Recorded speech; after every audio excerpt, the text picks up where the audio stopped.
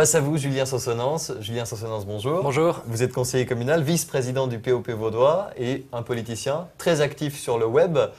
Ça, c'est presque surprenant. Hein. Les politiciens actifs sur le web, en Suisse romande, il n'y en a pas des tonnes. La jeune génération, quand même, est née avec ces outils-là. Et puis, un petit parti comme le nôtre, on est aussi un petit peu obligé de prendre les opportunités qui se présentent à nous.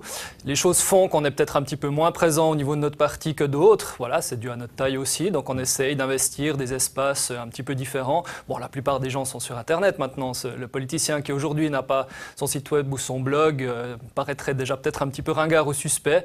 Donc effectivement, on essaye depuis des années, ça fait un moment, je ne sais pas si on a été les premiers, mais en tout cas… Vous, oui. Vous avez un blog, vous êtes sur Twitter, sur Facebook, vous réagissez souvent sur des commentaires de journaux. Absolument. Vous n'avez pas de vie privée en fait. C'est difficile, non, mais oui, avec le boulot et puis la politique, c'est vrai que la vie privée en pâtit un petit peu. Mais bon, c'est aussi un plaisir, j'entends, c'est pas non plus un sacerdoce. Puisqu'on parlait du Twitter, un exemple de tweet impliqué politiquement le 2 juin, I want a mojito now. Comme quoi… Comme quoi j'ai quand même une vie privée, vous voyez, je bois des mojitos. Mais on risque pas le mélange des gens, justement, avec un compte Twitter où on raconte à la fois sa vie, à la fois sa vision de la politique et à la fois son actualité politique. Oui, bien sûr, c'est le risque. Mais vous savez, si vous avez un compte Twitter, vous ne parlez que politique, il y a une partie des gens que ça n'intéresse pas non plus. Si vous parlez que votre vie privée, il y a une partie des gens que ça n'intéresse pas. Je crois que le bon compte Twitter qui est efficace, c'est finalement d'essayer de mêler un petit peu de vie privée, parce que c'est aussi ce qui intéresse finalement les électeurs. Ils ont le droit de savoir finalement qui ils élisent et puis ce que fait cette personne-là. Et puis mélanger ça avec un petit peu de politique aussi.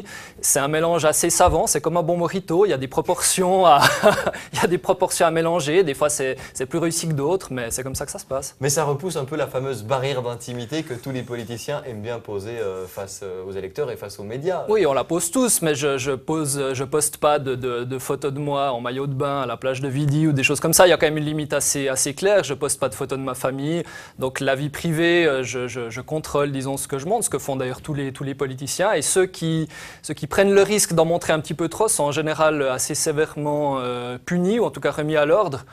On a vu ça dans le cas, par exemple, de ce politicien de la droite extrême, disons, qui avait fait qui avait posté des images très douteuses et qui s'est tout de suite fait, je dirais, taper sur les doigts de manière assez violente. Sans doute le regrette-t-il un petit peu aujourd'hui. Mais il y a évidemment le risque du dérapage. Quand à 23h30, voire même 2h du matin, on peut aller sur Twitter et poser un message politique. On n'est pas forcément totalement réfléchi tout le temps, non? Bien sûr, c'est comme ces SMS qu'on envoie à une ex-copine à 2h du matin et qu'on regrette le lendemain. C'est des choses comme ça peut arriver. Ça vous est déjà arrivé de regretter un tweet politique? Non, parce que je sais qu'on est regardé, je sais qu'on est sous pression. C'est une des premières choses qu'on apprend. On fait des erreurs et puis assez rapidement on sent qu'il faut faire attention. À partir du moment où on est élu, les choses sont un petit peu différentes. On n'est plus tout à fait une personne. Oui, on est une personne comme les autres, évidemment, mais on est peut-être un petit peu plus surveillé, je crois qu'il faut faire attention. Donc la règle de base, c'est après un mojito, pas de tweet. Vous faut souffler avant d'accéder à Twitter. Vous aimez bien vous définir comme un révolté, c'est juste ça. Hein? Oui, certainement, oui, absolument. Mais être révolté sur la longueur, ça fatigue, ça épuise. Oui, mais j'ai envie de dire que si on n'est pas révolté à 20 ans ou à 30 ans, vous savez ce qu'on dit, si on n'est pas communiste à 20 ans, c'est qu'on n'a pas de cœur, et puis si on l'est toujours à 50, c'est qu'on est fou. Je sais pas, moi effectivement, je suis révolté, je le suis toujours. De plus en plus, je sais pas, mais enfin les événements autour de moi me révoltent d'ailleurs un certain nombre de personnes, peut-être de plus en plus. Il y a beaucoup de choses qui révoltent. Je crois que c'est juste d'être révolté. Ce serait inquiétant finalement d'accepter les choses comme elles sont. Alors. Mais c'est plus facile d'être révolté à 22 ans lorsqu'on est étudiant, qu'on a peut-être peu d'argent, qu'on peut être dans une situation compliquée, qu'à 32 ans alors qu'on a un poste de chercheur qui doit être bien rémunéré. On peut vite tomber dans le boulot dodo et un peu aristo finalement. Vous avez parfaitement raison. C'est d'ailleurs un parcours, je dirais, assez classique à la gauche combative. Hein, l'engagement étudiant finalement très révolté. Et puis après, les réalités, le concret, effectivement. Moi, il y a certaines de mes opinions que j'ai pu avoir à 16 ans, à 20 ans. Naturellement, je les nuance un petit peu parce que je gagne ma vie, parce que je suis conscient d'un certain nombre de réalités, notamment par mon engagement d'élu communal que je n'avais pas forcément avant. Donc ce côté pragmatique, il nourrit aussi la personnalité. On reste pas, Dieu merci, tout le temps comme on était à 20 ans, ça évolue. Mais vous avez perdu un peu de révolte alors ?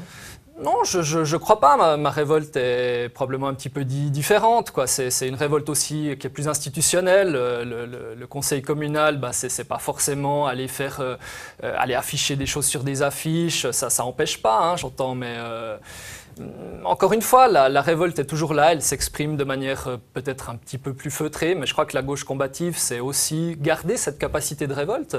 Il y a des gens chez nous qui ont 50, 60, 80, 90 ans même, qui ont vécu vraiment des années où être au POP, c'était quelque chose de difficile, qui l'ont subi. Stigmatisant, ouais. De stigmatisant, et qui à 90 ans continuent de militer, et ça, je crois que ça montre que la révolte, elle n'a pas d'âge finalement. En 2007, vous combattiez l'industrie OGM, une grosse industrie internationale.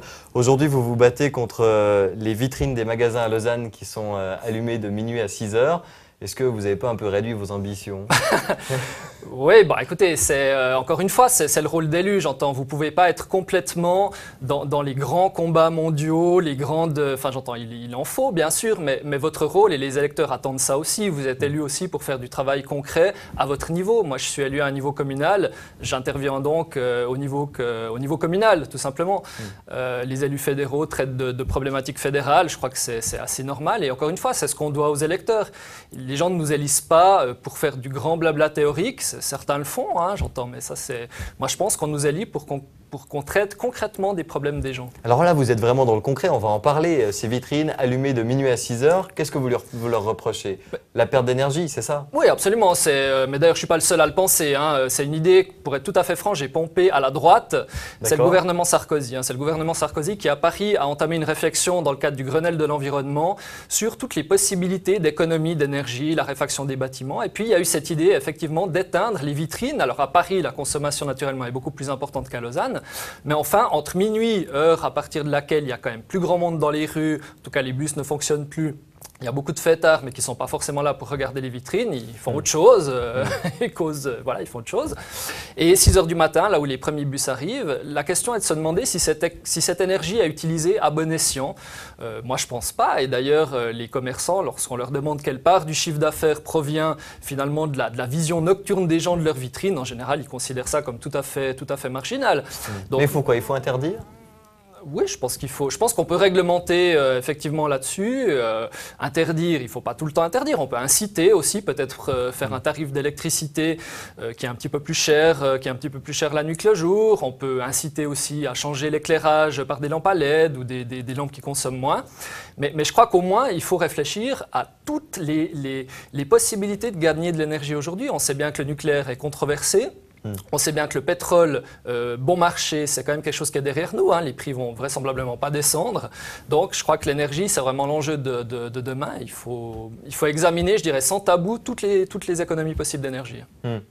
Et puis, au risque peut-être de se concentrer sur une part infime de la réduction d'énergie, parce qu'on sait très bien que c'est pas ça qui va nous empêcher de construire une nouvelle centrale nucléaire ou nous dispenser de le faire. Oui, tout à fait. Donc, à Lausanne, on parle de 300 à 500 ménages. Hein, la consommation de 300 à 500 ménages, je crois que c'est quand même pas négligeable. Hein.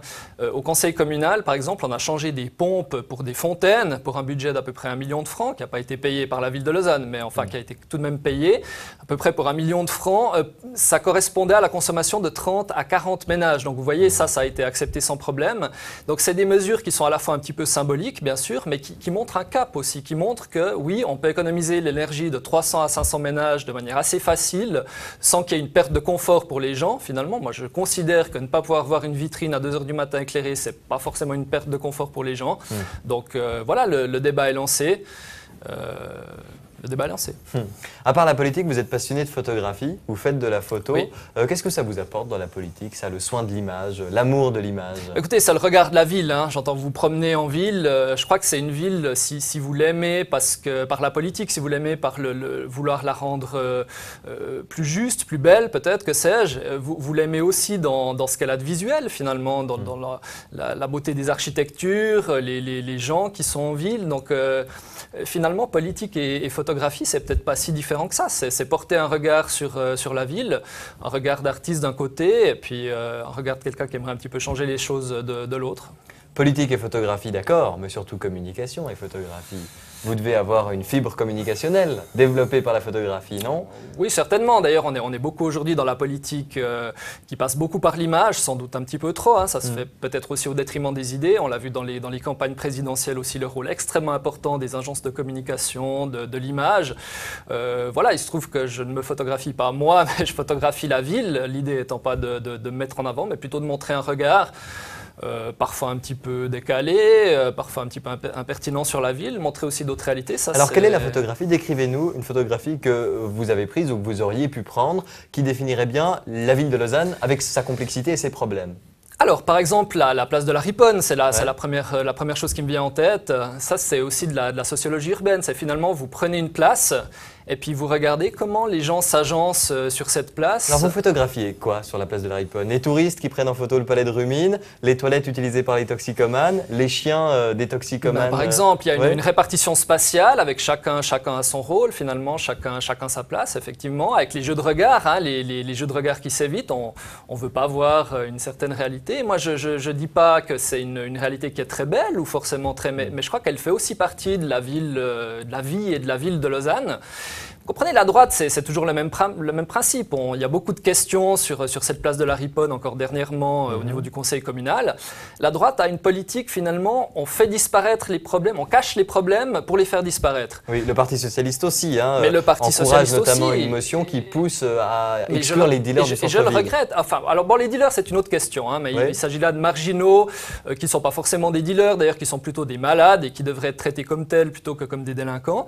Mais je regrette effectivement que le Parti socialiste s'engouffre parfois dans cette voie un petit peu populiste parce qu'ils sont tétanisés à l'idée qu'on puisse leur reprocher leur angélisme, hein, qui est finalement le grand argument de la droite contre le Parti socialiste. Vous êtes angélique. Et pour absolument réfuter cet argument-là, ils ont parfois tendance à surenchérir, c'est vrai. Et la gauche combative est souvent bien seule pour dire que ce n'est pas en cachant les problèmes qu'on les résout, tout simplement. La gauche combative, donc vous tapez évidemment sur la droite, vous tapez sur la gauche plus modérée. Est-ce que du coup vous êtes d'une gauche extrême?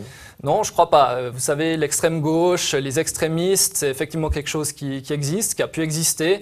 Pour moi, les extrémistes... C'est comme ça que le peuple vous voit, de manière générale, c'est comme ça que sans les parler médias de vos électeurs. Non, c'est comme ça que les médias nous voient. C'est pas tout à fait pareil, mais bon, le peuple lit les médias. Oui, mais vous savez, c'est amusant. En Suisse, il y a une extrême gauche, mais il n'y a pas d'extrême droite. Moi, c'est toujours quelque chose au niveau médiatique. Bon, c'est pas vrai. Médiatiquement, on parle d'une extrême droite aussi, pour parler de l'UDC. Oh, bah écoutez, ça, je suis pas tout à fait d'accord avec vous, mais on peut en discuter. Mais pour moi, l'extrême gauche, c'est des gens qui posent des bombes. J'entends très clairement, c'est des gens qui sont extrémistes. Moi, je me considère pas comme un extrémiste. J'ai plutôt des idées qui sont effectivement affirmées, mais somme toute tout à fait raisonnable, capable de siéger avec mes camarades au sein de différents parlements. Nous ne sommes pas armés de battes de baseball quand on entre au conseil communal. Donc je pense qu'on est des gens effectivement raisonnables, ce qui n'empêche pas qu'on ait des idées qui sont effectivement affirmées. J'ai ici un article du Matin qui date de mai 2012. Ce qui menace le plus la Suisse, c'est selon un rapport des services des renseignements de la Confédération. En numéro 1, avant Al-Qaïda et les néo-nazis, c'est l'extrémisme de gauche. Absolument. Est-ce que vous vous sentez concerné? Non. Là, je me sens concerné par un véritable délire des services de la Confédération qui continuent à appliquer le logiciel de la guerre froide. 25 ans, 30 ans après la chute du mur, ces gens-là continue à réfléchir en termes d'extrême gauche, de gauchisme, etc. J'entends après Breivik, après ce qui s'est passé, après les attentats islamistes, considérer que la menace principale qui pèse sur la Suisse, c'est l'extrême gauche, c'est tout simplement scandaleux et irresponsable, j'entends. Donc vous vous sentez concerné quand même quand on attaque l'extrême gauche? Mais je me sens concerné parce que les impôts que je paye financent des gens dont les conclusions sont celles-ci. Et moi, ça me choque parce que je pense qu'on ne peut pas être protégé par des gens qui prétendent qu'en Suisse, la menace principale, elle vient de l'extrême gauche. La menace principale, elle vient du système financier, elle vient éventuellement des milieux d'extrême droite qui se renforcent d'une manière massive sur Internet, qui sont extrêmement bien structurés, on parlait des blogs, etc. Regardez ce qui se passe en France, regardez les résultats des élections législatives avec un Front National qui est très fort. Bien à droite encore de Marine Le Pen, il y a des gens qui sont là, qui sont prêts à tuer, comme on l'a vu avec Breivik par exemple. C'est ça le danger qui plane sur la Suisse. C'est pas quelques personnes qui contestent comme on le fait le système capitaliste, c'est pas ça la menace sur la Suisse. On est en train de nous vendre une menace qui est complètement factice, qui a pu exister peut-être en 1956 ou en 1968, qui aujourd'hui, c'est un logiciel qui est complètement dépassé. Vous compariez avec la France, continuons la comparaison. On connaît beaucoup Jean-Luc Mélenchon ici en Suisse parce qu'on l'a énormément vu sur les plateaux de télévision françaises. Oui. Est-ce que vous y comparez? Écoutez, non, disons, j'ai pas d'idole ou de référence particulière. Et vous vous retrouvez dans les idées de Jean-Luc Mélenchon? Oui, bien sûr, même si la personne, des fois, me gêne un petit peu par son côté un petit peu opportuniste. Hein, soyons clairs, c'est quelqu'un qui a quand même 30 ans de parti socialiste derrière lui, qui a été sénateur, qui est député européen, qui à la fois se présente en candidat anti-système. C'est des fois une alchimie un tout petit peu, un équilibre, disons, un petit peu compliqué. Mais au-delà de la personne, les idées qu'on a forcément ressenties ici en Suisse romande, est-ce qu'on peut les comparer?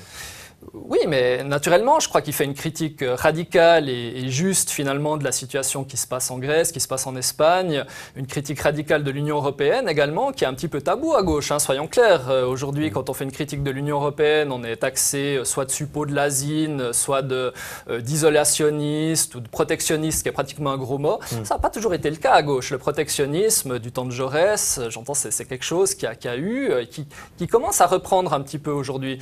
Moi, je crois qu'on peut faire une critique et on doit faire une critique de l'Union européenne d'un point de vue de gauche. Effectivement. Qu'est-ce qui vous vexe le plus? D'être comparé à l'asine, justement, sur certaines positions politiques, ou d'être comparé à un extrémiste de gauche qui envoie un pavé sur des policiers pendant une manifestation? Mais vous savez, on agite comme ça des épouvantails, ça fait partie du jeu politique. Moi, en m'engageant au POP, je savais que je ne choisissais pas forcément la voie de la facilité. J'entends, on sait qu'on s'attend à quelques brimades, à quelques réflexions, et j'ai envie de vous dire que c'est rien par rapport à ce qu'ont vécu mes camarades des générations précédentes, qui se faisaient taper dessus, qui se faisaient menacer physiquement. Ce sont des choses qui, Dieu merci, n'existent plus aujourd'hui. Mais c'est intéressant, vous vous sentez stigmatisé? Vous avez des preuves d'une stigmatisation parce que vous êtes POP en 2012, dans votre vie en dehors de la politique?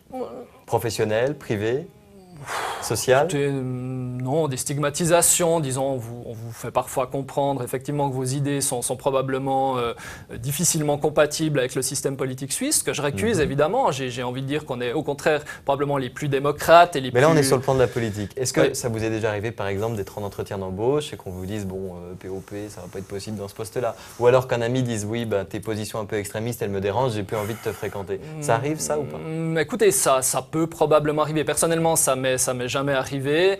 Je pense que ça peut gêner certaines personnes qui peut-être n'ont pas envie que leur engagement militant soit affirmé. Mais bon, on est quand même en 2012, les choses ont bien changé. Encore une fois, on n'est plus à l'époque où les gens se faisaient menacer physiquement. Les choses ont changé. Maintenant, certains employeurs probablement peuvent considérer que l'attachement à un parti politique, quel qu'il soit, est rédhibitoire. Peut-être que le POP l'est plus qu'un autre, je ne sais pas. Moi, en tout cas, ça ne m'a pas concrètement posé de problème jusqu'à aujourd'hui. J'ai regardé les sites de permanence du POP section vaudoise. Vous aimez bien les bistrots, hein? Ah oui, c'est votre lieu, ça. Ah bah oui. Qu'est-ce que ça dit de vous?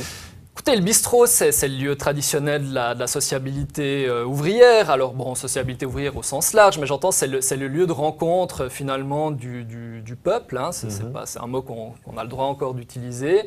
Voilà, c'est un lieu où on prend un verre et puis voilà, on rencontre des gens. Donc c'est tout à fait normal, à mon sens, qu'un parti politique se rencontre dans un bistrot. On n'est pas les seuls à le faire. D'ailleurs, le Parti radical a son stam au Vaudois. J'entends, c'est une tradition du bistrot comme ça qui est peut-être un petit peu moins vivante en Suisse qu'en France, mais par exemple en France, le bistrot, c'est encore quelque chose d'extrêmement important pour les partis politiques, tout à fait.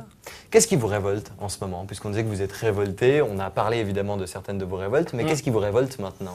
Bon, y a beaucoup de choses qui me révoltent, alors je ne sais pas si vous voulez des révoltes locales ou des révoltes peut-être de plus. Je veux savoir ce qui vous révolte maintenant. Ce qui me révolte, c'est quand même le poids considérable, extrêmement important qui est pris par la finance, très clairement. Vous avez des gens qui ont des... Enfin, j'entends, voilà, on l'entend beaucoup, mais c'est vrai, c'est extrêmement choquant. Vous avez des banques qui ont dû être sauvées par de l'argent public et qui aujourd'hui saignent les peuples, qui leur imposent des cures d'austérité. Mais regardez en Grèce, il n'y a plus de train maintenant qui relie la Grèce à l'Europe parce qu'il n'y a plus les moyens de faire financer ça. C'est un pays qui est vraiment livré à lui-même, tout ça pour rembourser une dette à ces mêmes banques. J'entends, c'est un système qui est invraisemblable. En Suisse, vous auriez des exemples aussi concrets concret du problème que posent les banques, le système financier à la population? Parce que vous parlez de la Grèce évidemment, mais en Suisse? Oui, en Suisse, regardez le financement des partis politiques par exemple. Et là, on parle très clairement de certaines banques. Ouais. En Suisse, c'est une des seules démocraties, peut-être la seule démocratie, qui ne légifère pas, qui n'a pas légiféré donc, sur le financement des partis politiques. C'est-à-dire qu'aujourd'hui, vous pouvez à peu près tout faire. La seule limite, c'est finalement l'opinion publique. C'est le fait que ça peut se retrouver potentiellement à la une des médias et créer un certain nombre de complications en termes d'image. Mais vous avez les partis de droite qui sont financés et qui, en retour, votent des lois qui sont favorables soit au lobby bancaire, soit au lobby de l'assurance maladie. J'entends ces gens-là qui terminent en mandat, par exemple, au Conseil fédéral, pour ensuite aller pantoufler dans les caisses privées. Pour moi, c'est quelque chose qui est scandaleux. Scandaleux. Et c'est inimaginable partout ailleurs. En France, c'est inimaginable. Vous êtes fier de tous ceux qui vous financent? Écoutez, tous ceux qui nous financent, soyons clairs, ce sont nos membres et nos élus. Il n'y a pas d'autre forme de financement. Les petits partis comme le nôtre, ce qui explique d'ailleurs pourquoi on est si pauvre, très clairement, on ne peut pas se payer des grandes campagnes, parce que ceux qui nous financent, ce sont nos membres avec des dons ou des cotisations, et les élus. Moi, très clairement, comme l'ensemble de mon groupe au conseil communal, je ne gagne rien avec le conseil communal, pas un centime. Je le reverse simplement au POP parce que ça fait tourner la caisse du parti, tout simplement. Donc c'est vraiment un engagement qui est totalement désintéressé et qui surtout nous garantit une indépendance totale. Parce que personne ne peut faire pression sur nous. Alors, bien sûr qu'on souffre un petit peu de manque de financement, mais d'un autre côté, on a une indépendance absolument totale. Et le Parti socialiste qui est en train de se demander, ou qui s'est demandé ces derniers jours, s'il devait accepter l'argent des banques, quand bien même il pourrait encore les critiquer, etc., mais qu'on puisse même se demander si c'est possible, moi, ça m'a vraiment frappé. Alors bon, la proposition n'a pas été suivie au niveau du Parti socialiste, parce qu'ils sont quand même en train de se dire un petit peu qu'il faut faire attention en termes d'image et d'indépendance. Mais pour notre part, je veux dire, la question se pose même pas. Si quelqu'un voulait nous mettre 100 000 francs sur la table, quel qu'il soit, on le refuserait. On préfère être pauvre et avoir nos principes et notre indépendance plutôt que de devoir dépendre effectivement de gens qui... Parce que vous savez, c'est comme avec c'est un petit peu comme avec la toxicomanie, toute proportion gardée. C'est-à-dire que vous allez donner un petit peu pour habituer comme ça le parti politique et puis ensuite vous menacez de retirer. Parce que c'est ça. Je veux dire, les partis politiques de droite se sont habitués pendant des années à vivre avec le financement de grandes compagnies privées. Et puis maintenant, ces gens-là leur disent « Mais attendez, attention, si vous ne votez pas nos intérêts, dans notre intérêt, nous retirons ces fonds-là. » Et ils ne peuvent pas fonctionner sans cet argent-là, quoi. Vous allez tenir jusqu'à quel âge révolté comme ça?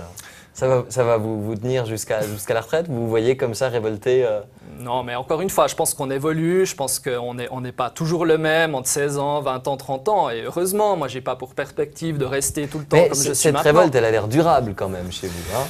C'est du développement durable de révolte, manifestement. Oui, elle est assez durable, mais encore une fois, elle se transforme un petit peu sous le poids de la réalité et des événements concrets. Heureusement, je veux dire, on n'est pas déconnecté. Mais vous savez, la révolte, ça entretient aussi. Moi, j'ai des gens au POP qui sont... Ça fait perdre des calories. Ça fait perdre des calories et puis ça fait augmenter l'espérance de vie, quoi.